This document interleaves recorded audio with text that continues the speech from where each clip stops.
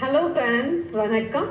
Recent டேஸ்ல பெண்கள், அதாவது டீனேஜ்ல இருக்கிற பெண் குழந்தைகள் தனக்கு தேவையான ஒரு துணை, அதாவது ஒரு ஆண் மேல ஒரு ஈர்ப்பு வருது அப்படின்னா அந்த ஆணை எப்படி செலக்ட் பண்றாங்க அப்படின்னா, கண்டிப்பா அவன் கஞ்சா சாப்பிடுறவனா இருக்கான், இல்ல இந்த சென்னையில இருக்கக்கூடிய புள்ளிங்கோ அப்படின்ற ஒரு ஸ்டைல்ல கலரிங் பண்ணிட்டு எப்படி தமிழ் சினிமால ஒரு ஹீரோக்களை காமிக்கிறாங்களோ, தெலுங்கு படத்துல ரீசெண்டா வந்த புஷ்பா 2ல ஹீரோ எப்படி இருக்காரோ அது மாதிரியான படங்கள் எல்லாத்தையும் பார்த்துட்டு ஹீரோனா இப்படிதான் இருப்பான், ஒரு புள்ளிங்கோ ஸ்டைல்ல தான் இருப்பான், இல்ல கஞ்சா அடிப்பான், போதை பழக்கத்துக்கு தண்ணி அடிப்பான், இதெல்லாம் தான் ஸ்டைலா இருக்கிறது தான் ஒரு ஹீரோயிசமான ஒரு ஆண்.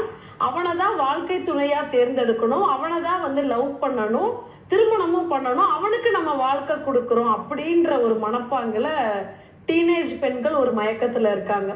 ஏன்னா வரக்கூடிய ஆலோசனைகள் பேரண்ட்ஸ் கதறது என்னன்னா, லைஃபை பத்தின ஒரு அவேர்னஸே இல்லாம பிளைண்டா என் பொண்ணு அவன் சம்பாதிக்கிறானா, ஒரு வேலையில இருக்கானா, நல்ல பழக்க வழக்கம் இருக்கா, அதை பத்திலாம் அவருக்கு ஒரு சிந்தனையே இல்லாம அவனுடைய அவுட்டர் அப்பியரன்ஸ்ல ஒரு போதைக்கு அடிமையான பையனை எப்படி நம்மளுடைய வாழ்க்கை இருக்குன்ற அந்த அவேர்னஸ் கூட இல்லாம அந்த லுக்குக்கு மயங்கி அந்த பொண்ணு அவனே வாழ்க்கை, அவனை தான் கல்யாணம் பண்ணணும் ஒத்த காலில் நிற்கிறா அப்படின்லாம் நிறைய கேசஸ் பேரண்ட்ஸ் கொண்டு வராங்க, தவிக்கிறாங்க.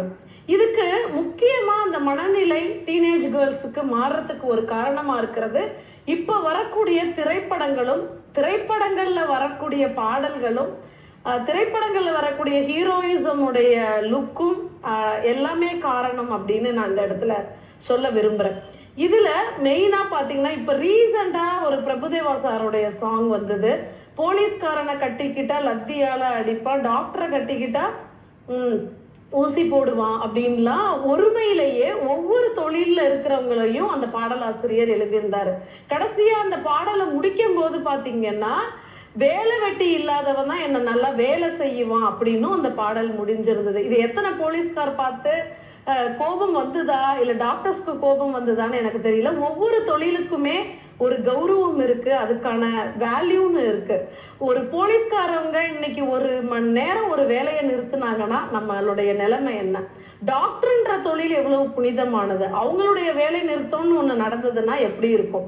அவங்க அப்போ ஒவ்வொரு தொழிலுக்குமான மரியாதை கொடுக்கணும். அப்போ ஒரு சினிமால பாடல் எழுதும் போது அது மக்களுடைய மனசுல எவ்வளவு பெரிய தாக்கத்தை ஏற்படுது.